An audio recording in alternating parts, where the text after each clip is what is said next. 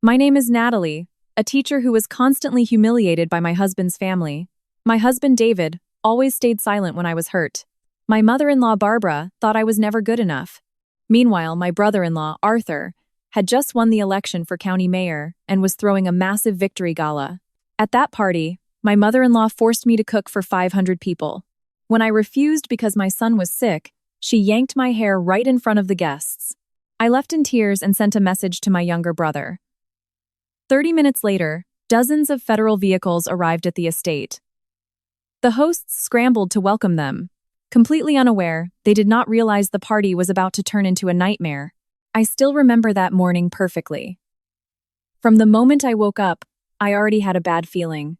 Not because of Arthur's victory party that was going to be held that afternoon, but because my son, Finn, had been looking unwell since the night before. His body was not running a high fever, but he was much fussier than usual. Over and over again, he clung to my chest and refused to be put down for even a second. If it were not for the invitation from my husband's family, I would have honestly preferred to stay home and let Finn rest. But I knew exactly how Barbara operated. If I did not show up, I would definitely be accused of intentionally disrespecting Arthur's political victory. Eventually, I got ready and left. Throughout the drive, Finn slept on my lap. Every now and then, I stroked his forehead, hoping the event would not drag on too long. When my car pulled into the driveway of my in-laws' sprawling estate, I immediately froze. The property had been transformed into a political fundraiser. Massive white event tents covered the entire backyard. Luxury cars were lined up everywhere. Event planners and staff were busy rushing back and forth, carrying floral arrangements, catered food, and party supplies. From a distance, I could hear a live band playing and people laughing. Everyone looked so happy, everyone except me. I had barely stepped out of the car when Barbara started walking briskly toward me. I did not even have the chance to say congratulations. Natalie, you finally made it. Her tone sounded as cold as usual. I gave a tight smile and said, yes, Barbara. Before I could say anything else, her eyes locked onto Finn, who was sleeping in my arms. Why are you still holding him? Just put him in one of the guest bedrooms. Finn is not feeling well, Barbara. Instead of showing any concern for her grandson, Barbara looked completely indifferent. Whatever, he will get over it soon enough. I just stayed quiet. The words stung, but I was far too used to hearing them. Then, suddenly, Barbara pointed toward the back of the estate. You need to head straight to the catering tents. I frowned. The catering tents? Yes, there is a lot of work to do. They are short-staffed back there. I assumed she just wanted me to help out for a few minutes. It was a family event, after all. I did not mind lending a hand. But when I reached the back service area, I stopped dead in my tracks.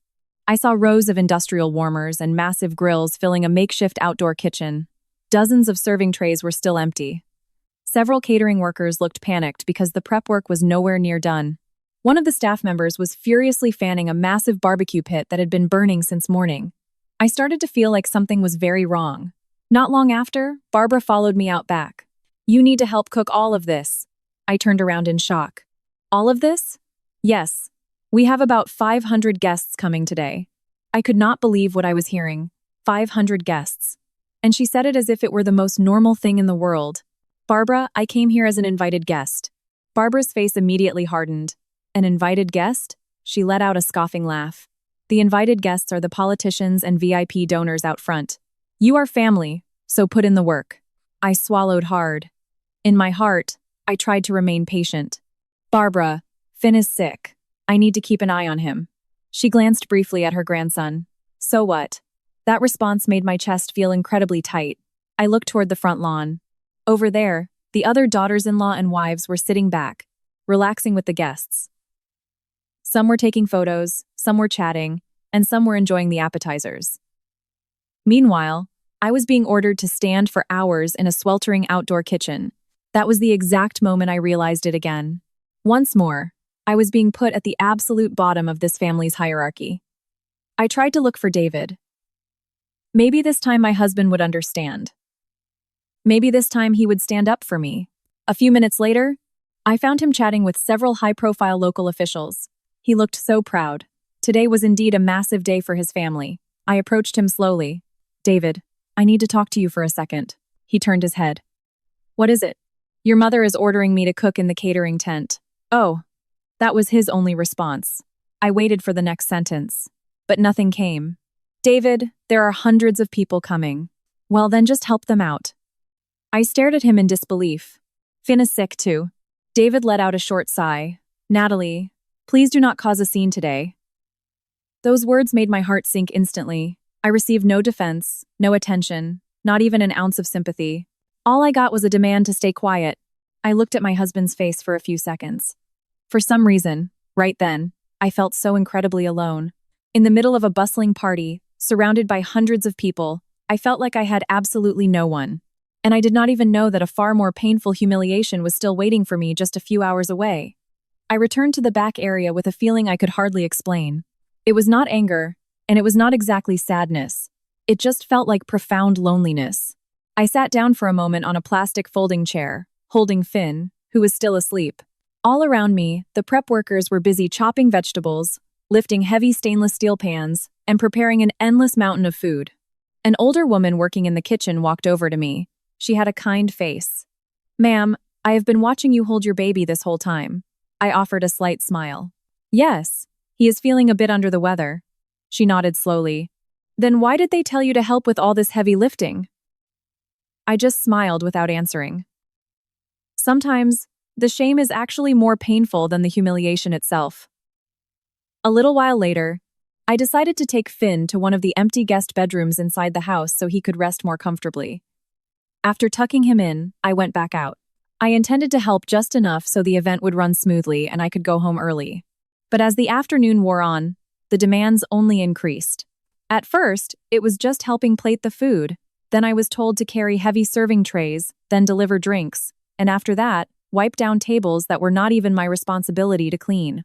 Every time I finished one task, there was always a new one waiting for me, and it made my heart ache even more. Every single order came from my own in-laws. There was no thank you, no appreciation. It was as if my entire existence was just to be their servant. By late afternoon, the VIP guests started arriving. Luxury SUVs continuously rolled into the driveway. I managed to catch a glimpse of some state senators stepping out to a roaring welcome. Arthur stood at the front door with a massive smile. Camera flashes went off everywhere. People were practically fighting to shake his hand. The atmosphere was incredibly festive. Meanwhile, I was standing in the back with aching arms and clothes soaked in sweat. That was when my cell phone vibrated. I quickly grabbed it. It was a text message from Finn's preschool teacher. She just wanted to check on Finn because my son had been battling a cough for the past few days. It was a simple message, but somehow it made my chest feel warm. In the midst of all these people who did not care about me at all, someone was actually checking in on my child. I sent a quick reply and put my phone away. But a few minutes later, one of David's cousins came rushing toward me. "Natalie, get to the front right now. What is wrong? We are short on guest chairs. Barbara said you need to handle it." I stood in silence. I was not even part of the event committee, but once again, I was the one they looked for. I walked to the front yard. The crowd was much denser now. Many guests were standing because the seating was completely full. I started hauling empty folding chairs from the garage out to the lawn. As I was lifting the final chair, I saw something that made me stop dead in my tracks. Up on the main stage, Arthur was giving his victory speech. The crowd clapped enthusiastically. Then, one by one, family members were called up to the stage. Arthur's wife, his kids, close relatives, and even a few cousins were invited up. I watched from a distance. My name was never called. Neither was David's name, and certainly not Finn's. It was as if we did not even exist. Yet, for months leading up to the election, I had helped with so many things. I was the one who constantly babysat their children during endless campaign meetings. I was the one who had drained my savings account to lend them money when sudden campaign expenses popped up. I was the one who always showed up when they needed a favor. But the moment victory arrived, my existence simply vanished. For the first time, I did not feel sad. I just felt incredibly stupid. Stupid for constantly hoping that one day they would accept me. Stupid for always trying to be the perfect daughter-in-law. Stupid for believing that my patience would eventually be rewarded. I looked down slowly. In the distance, I could hear laughter and applause. But those sounds felt so very far away. Right at that moment, Finn suddenly started crying from inside the house. His cries were loud, much sharper than before. I instantly sprinted inside. I suddenly had a terrible feeling in my gut. And as it turned out, what I saw a few seconds later made my heart pound out of my chest. I ran straight to the guest bedroom where Finn was resting. I could hear his cries echoing down the hallway. As soon as I threw the door open, I rushed to his side. His little face was bright red from crying for too long. I quickly scooped him up into my arms and gently rubbed his back. Shh. It is okay, sweetheart. Mommy is here. It took several minutes for his crying to finally subside. That was when I noticed something was missing. The baby blanket I had used to cover him was gone. I looked on the bed, on the chairs, in the closet. Nothing. I had specifically wrapped Finn in it before I left because the air conditioning in that room was freezing. Shortly after, a distant aunt from David's side of the family walked into the room. "Oh, there you are." I turned around. "Auntie, have you seen my son's blanket?" "Oh, that," she replied casually. I used it to line the bottom of the silent auction gift basket. I went dead silent for a few seconds. The silent auction basket? Yeah, we needed some clean fabric in a pinch. She said it as if absolutely nothing was wrong. There was no apology, no guilt. I just looked down for a moment. I do not know why, but that tiny detail hurt so much. Not because of the cost of the blanket, but because they did not even have an ounce of respect for my baby's belongings. I hugged Finn tighter. Right then and there, I made a decision. I was going home. I no longer cared who got mad. I no longer cared what they had to say. My son was vastly more important than this ridiculous party. I walked out of the bedroom and headed toward the front lawn. The party was reaching its peak. Arthur was still busy shaking hands and accepting congratulations from the VIPs. Camera flashes were blinding. The music was blasting louder than ever. Everyone looked thrilled. No one knew I was packing up to leave. I had only taken a few steps down the driveway when Barbara's voice echoed behind me. "Natalie?" I stopped. She marched quickly toward me, her eyes locked on the diaper bag slung over my shoulder. "Where do you think you are going?" "I am going home, Barbara." Her face instantly morphed into sheer anger. "Home? Finn is really sick. The party is not even over yet." I tried to keep my voice steady. "Finn needs to rest in his own bed." But Barbara just raised her voice even higher. "You always have an excuse." A few guests started turning their heads. I could feel their eyes burning into us. Usually, I would have backed down. But not this time. "I just want to take my son home." Barbara stepped dangerously close to me. "You are not allowed to leave." I stared right back at her. Why? Because there is still a massive amount of work to do. My chest physically tightened. While I was terrified for my sick child's health, all she cared about was free labor. I slowly shook my head. "I am sorry, Barbara, but I cannot do it this time." Then I turned and started walking away. But I only made it 2 steps before my head was violently jerked backward. A blinding pain shot from my scalp all the way down to my neck. I lost my balance. Finn, who was in my arms, immediately shrieked in absolute terror. Out of pure reflex, I hunched over to protect him. That was when I realized Barbara had grabbed a fistful of my hair. She pulled so hard my eyes watered from the pain. The bustling yard went dead silent. Several donors even stood up from their tables. No one expected something like that to happen. "How dare you defy me?" Barbara's voice boomed across the lawn. I did not fight back. I was honestly too in shock to speak. I just stood there, biting back the pain, shielding my son. Tears began pouring down my face uncontrollably. Not because my hair was being pulled, but because I was being humiliated in front of so many people. In front of politicians, in front of the family, and in front of my own husband. Slowly, I lifted my head, searching for the one face I desperately needed to see. David. He was standing just a few feet away, our eyes locked. I waited. Just one step forward. Just one word. I was not asking for a miracle. I just wanted my husband to stop his mother. But as the seconds ticked by, David did not move an inch. He just stood there, frozen, as if I were not his wife. As if the woman being degraded in public was a complete stranger. That was the exact moment something inside me permanently shattered. Not my patience, not my hope, but every shred of trust I ever had in my husband. Barbara finally let go of my hair. I almost collapsed onto the pavement. Finn was wailing even louder against my chest. I wiped my tears away and looked at every single face staring at me.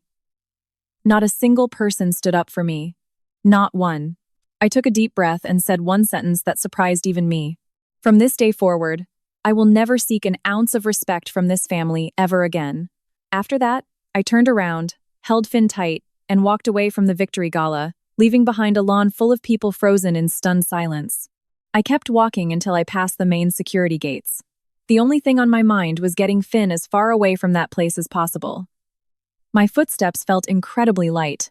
Even though just minutes prior, I felt like I was suffocating. Maybe it was because, for the very first time, I had stopped trying to please people who never truly acknowledged my existence. Once I got into my car, I leaned my head against the steering wheel. Finn had calmed down significantly. He wrapped his little arms around my neck, occasionally patting my cheek with his tiny hand. That simple, sweet gesture brought the warmth back to my chest. Even a child this small could sense my sorrow. Yet the adults who proudly called themselves my family had chosen to look the other way. I softly kissed Finn's forehead, started the engine, and drove away from the estate. The late afternoon traffic was somewhat heavy, but the thoughts racing through my mind were far heavier. Old memories flooded back one by one. The time we first got married, and they made it clear I was not from their tax bracket. The times my cooking was mocked at family Thanksgiving dinners. The times my Christmas gifts were tossed aside for being too cheap. The times I bailed them out of tough spots, only to be tossed out like trash the second things got better for them. All those memories crashed into me at once. And strangely enough, I was no longer crying. I just felt exhausted, bone-tired from forcing myself to endure it for way too long. My cell phone, resting on the passenger seat, buzzed repeatedly. I glanced over. David's name flashed on the screen over and over. I did not answer. It was not out of spite. I simply had zero desire to hear any more of his excuses. I did not want to hear the exact same lecture he always gave me. Be understanding, take the high road, be patient, protect the family's public image. I had heard it all a million times before. A few minutes later, I pulled into the parking lot of a quiet pharmacy. I went inside and bought some bottled water and children's Tylenol for Finn. After that, I sat in the car for a moment. Finn had fallen back asleep. I stared at his innocent little face, and without even realizing it, I opened my phone's contact list. My thumb hovered over one specific name, Ryan. It had been a very long time since I called him for anything personal. Usually, when we talked, we kept things light. We talked about his career, about our mom back in our hometown, about simple, everyday things. I had never actually told him what was going on inside my marriage. Not because Ryan did not care. Actually, it was because he cared entirely too much. I knew exactly how my little brother was wired. Ever since we were kids, he was always the first one to step in front of me whenever someone tried to hurt me. That was the exact reason I had kept my mouth shut for years. I never wanted my messy life to become a burden to his. But today was different. For some reason, I just could not carry the weight by myself anymore. I opened our text thread. I stared at the blank screen for what felt like an eternity. There were a million things I wanted to type. But in the end, I only typed one very short sentence. I just cannot take this anymore. The text went through. I figured Ryan would reply in a few hours since he was normally buried in his job. But less than a minute later, my phone started ringing. I took a deep breath before answering. Hello. Ryan's voice sounded remarkably calm. Sis. Just that one word, but somehow it made tears prick my eyes again. I had never been good at verbalizing my pain, but this time, all the agony I had bottled up just poured out of me. Ryan did not rush me with questions. He let me speak at my own pace. I told him absolutely everything. About how I felt, about how I was treated like dirt, about how I bled myself dry trying to be a part of a family that never wanted me. I did not exaggerate a single detail. I just told him the cold, hard truth. On the other end of the line, Ryan listened without interrupting once. Until finally, I ran out of words. A heavy silence fell between us. Several seconds passed. Then Ryan asked quietly, "Is Finn safe?" "Yes." "Are you safe?" I stared out the windshield at the empty parking lot and replied, "Honestly, I do not even know." This time, Ryan did not respond right away. I could hear his heavy breathing, as if he were trying to suppress something massive. Then, he spoke in a voice so chillingly calm it gave me goosebumps. "Hold on a second. What is going on?" "I am just verifying something." I furrowed my brow. Verifying what? But Ryan did not explain. A moment later, I heard voices talking in the background on his end. I heard heavy footsteps, doors slamming shut, and the roar of massive engines starting up. It all sounded muffled but urgent. I started to realize something very unusual was happening. "Ryan, where are you right now? That is not what matters right now." His answer only confused me further. For the first time since we started talking, his tone shifted into something ice-cold. He was not being cold toward me, but toward whoever he was currently thinking about. Sis. Yeah? All these years, you stayed silent because you wanted to protect your family. I did not answer because that was the absolute truth. And what exactly did that get you? That question paralyzed me. I had no answer, Ryan continued. You do not need to explain anything else. From here on out, let me handle this. I instantly sat up straight. What do you mean by that? But Ryan ignored my question. He only said one final sentence before abruptly hanging up. A sentence that made my heart race wildly. Someone is about to lose their victory party. The line went dead. I stared at my phone screen for a long time. I had no idea what my brother was about to do. But one thing was absolutely certain. For the first time after years of enduring the torture alone, I felt like someone was finally standing in my corner. I finally got home just as the sun was setting. After giving Finn his medicine and making sure he was comfortably asleep in his crib, I sat alone in the living room. The house felt incredibly quiet, probably because my emotional tank had been completely drained since noon. I did not turn on the television, and I did not scroll through social media. I just wanted to soak in a peace I had not felt in years. But that peace did not last long. My phone buzzed again. This time it was not a call, but a text from someone who was still at the party. It was from the distant cousin who had always been somewhat decent to me. The text was short. Natalie, things are getting crazy over here. I frowned. Crazy how? Before I could even type a reply, a second text popped up. A bunch of black SUVs just rolled up. They are not guests. My mind instantly flashed back to Ryan's final words before he hung up. Someone is about to lose their victory party. For some reason, my heart started pounding against my ribs. I tried to brush it off. Maybe it was just a coincidence. Maybe a high-ranking state governor had arrived with a security detail. But a few minutes later, another message came through. This one was longer. People are freaking out. They are saying it is an unannounced federal raid. I read the message twice. A raid at the mayoral victory gala? Before I could process what that meant, my phone rang. The cousin was calling me directly. The second I answered, chaotic background noise flooded through the speaker. Natalie, you are already home, right? Yes. You are not going to believe what is happening right now. I did not say a word. I just listened. Everything was completely normal. And then suddenly a fleet of black Escalades blocked the driveway. Men in windbreakers got out carrying thick folders. The VIPs and politicians are sweating bullets. I stared blankly at the coffee table.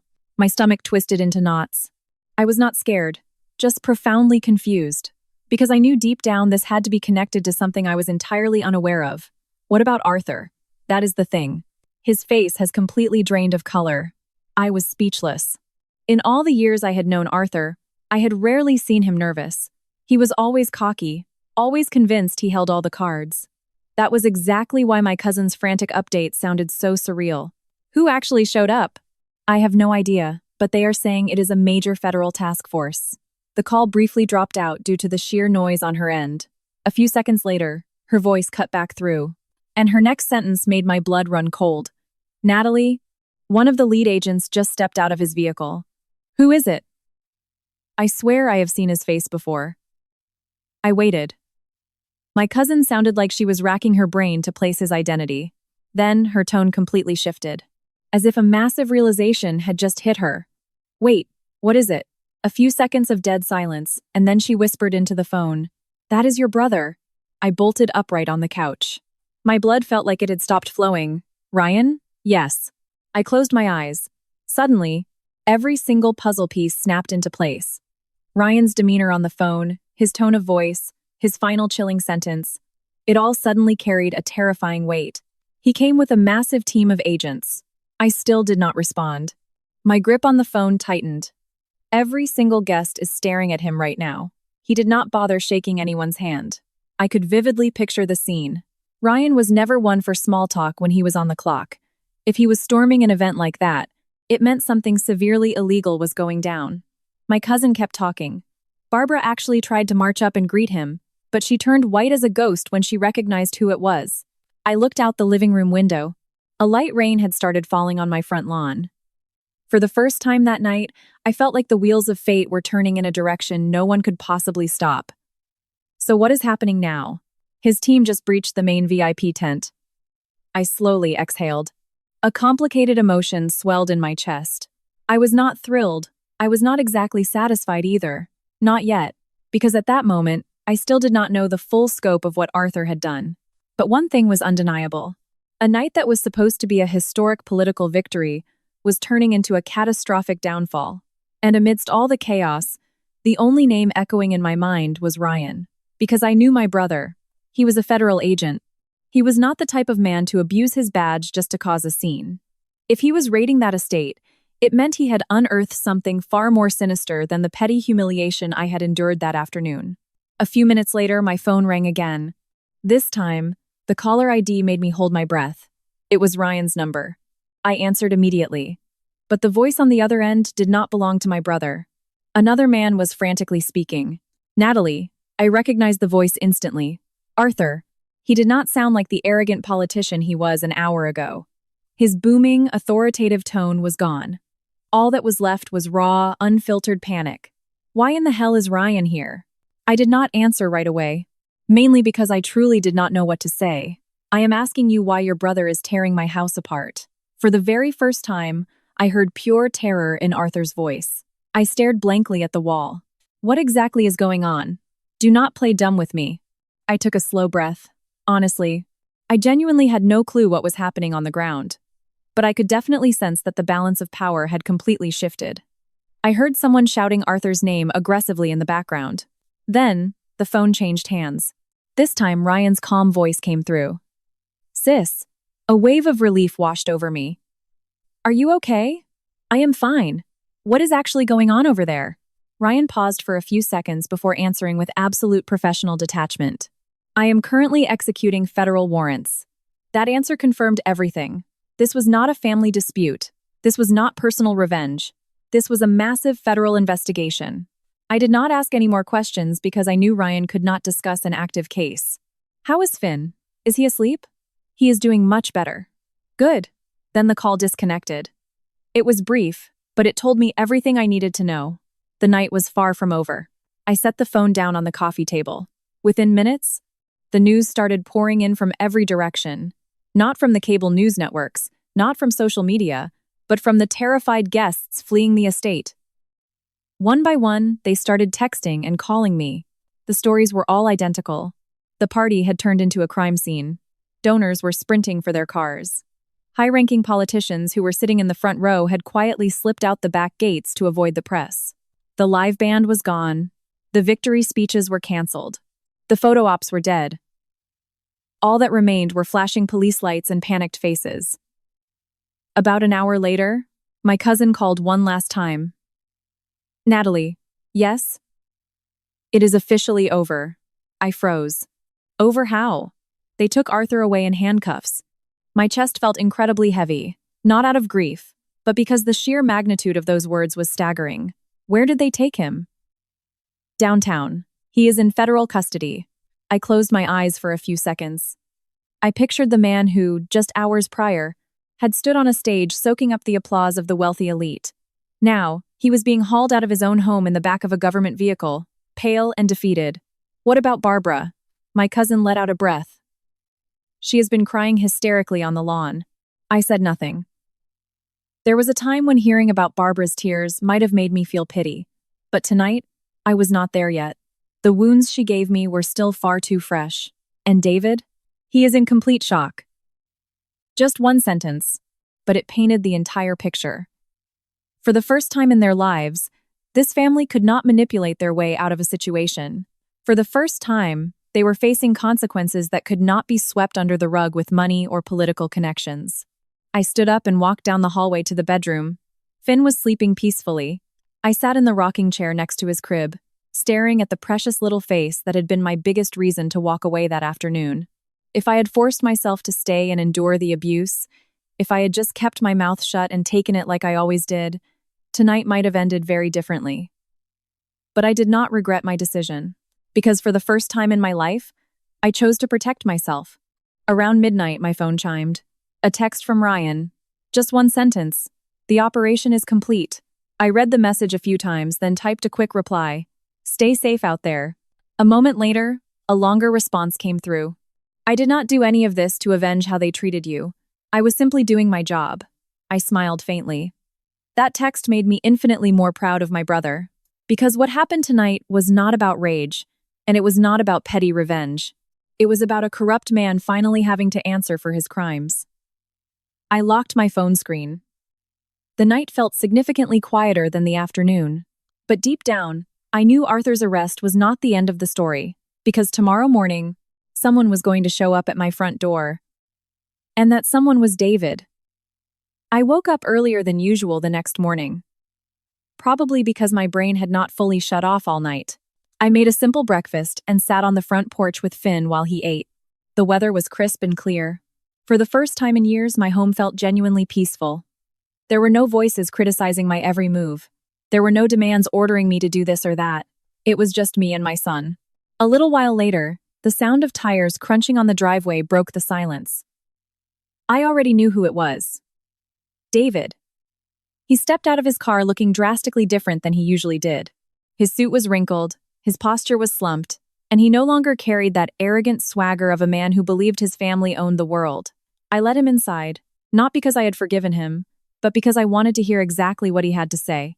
For several agonizing seconds, David just sat on the sofa in dead silence. His eyes kept darting over to Finn, who was playing on the living room rug.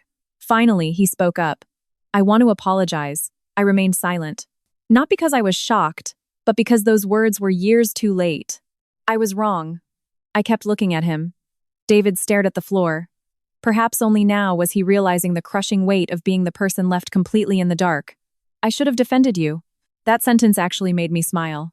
It was not a happy smile. It was the hollow smile of someone who finally heard the exact words they had been begging for. But the tragic irony was, now that the apology had finally arrived, it meant absolutely nothing. I looked at David with total calm. David, yeah? I waited to hear those words for years. His face immediately crumpled because he knew I was telling the agonizing truth.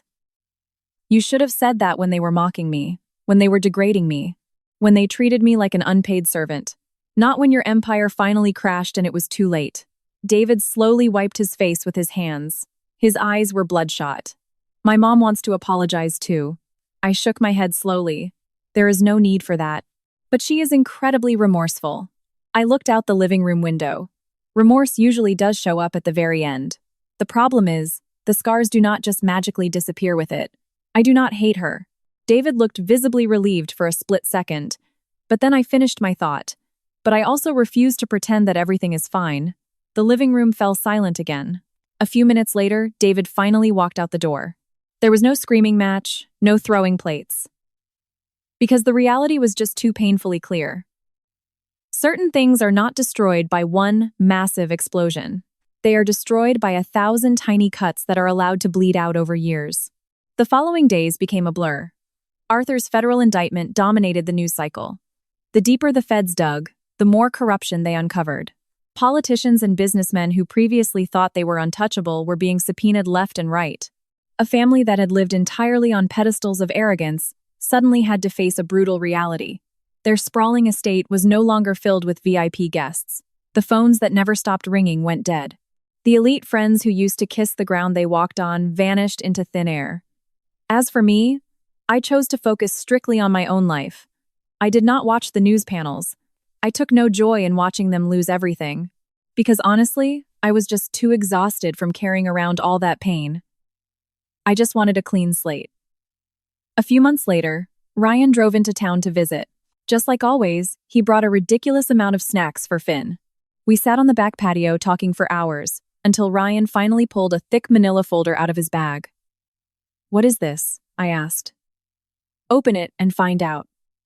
I opened the folder carefully. My eyes instantly widened. Inside were the finalized incorporation documents and permits for a free community learning center for underprivileged children. I looked up at Ryan in pure shock. "What is all this? A gift?" Ryan smiled. "Dad always used to say you were born to be a teacher." I lost my voice. No one had mentioned our late father in years, so I figured it was finally time to make that dream a reality. Tears welled up in my eyes. For years, I had been so consumed with just surviving a toxic marriage that I completely forgot I had dreams of my own. A few months after that conversation, the small community center officially opened its doors. It was not a massive building, and it was certainly not luxurious. But every single morning, the front steps were crowded with kids from the neighborhood arriving with bright, eager faces. I learned every single one of their names. I taught them how to read, I helped them with their writing. And every time I saw one of them smile, I felt like my life finally had a purpose again. One late afternoon, as the after-school program wrapped up, I stood by the front gate. Finn was running around the playground, laughing at the top of his lungs. A cool autumn breeze swept through the yard. I looked up at the sky as it painted itself in shades of orange and pink. And without even realizing it, a genuine smile spread across my face. I once lost the respect of a powerful family. I was publicly humiliated in front of hundreds of people. I was treated like I was entirely worthless. But every single ounce of that pain ultimately led me exactly here. To a place where I never have to prove my worth to anyone. To a place where I am respected simply for being exactly who I am. And as I watched Finn sprint toward me with the biggest, happiest smile on his face, it finally hit me. The greatest victory of my life was not watching the people who abused me face federal prison.